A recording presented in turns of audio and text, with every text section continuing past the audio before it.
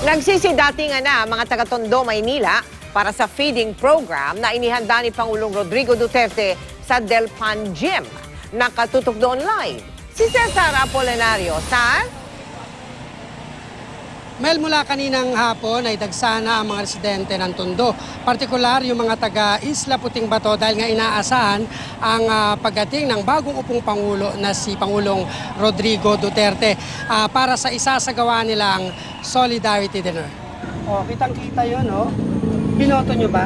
Oo naman kasi kababayan ko rin yun, Bisayan. Kababayan! Oo. Kababayan man o hindi ng bagong upong Pangulo, kaisa raw sila na susuporta sa laban nito kontra korupsyon. Kaya kahit nga nagmula pa sa iba't ibang rehiyon ng bansa, nagkakaisa naman daw sa pagsabing approve ang mensahe sa inauguration speech ni Digong. Unsa may imong nadunggan ka panumpa ni Duterte? Ang akong nadunggan niya na dako gadyon na akong pasalamat nga siya'y hindaog. Paranin kayong tenga ko kay mamamayan. Dahil din sa kasikatan ni Digong, malakas din ang benta ng Duterte souvenirs ngayong araw. Kanina sa Mindiola, patok sa Duterte supporters ang mga binibentang plate, keychains at t-shirts. Sa palayaw na Digong at mayor nila nakilala si Duterte. Ngayon kayang presidente na siya. Uragon siya. Anya ti kayat mong inagan kanya na?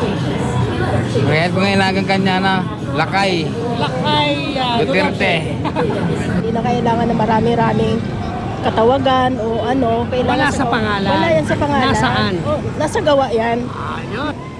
Sa ngayon, Mel, dito nga sa Delpan Sports Complex ay nagpapatuloy pa rin ang programa sa Tondo, Maynila nga ito at kumbaga nagkakaisa ang mga residente na pumunta rito na talagang suportahan at bigyan ng masigabong palakpakan ang bagong upong Pangulo. 1,000 relief goods naman ang ipamimigay mamaya pagkatapos ng isasagawang dinner na yan.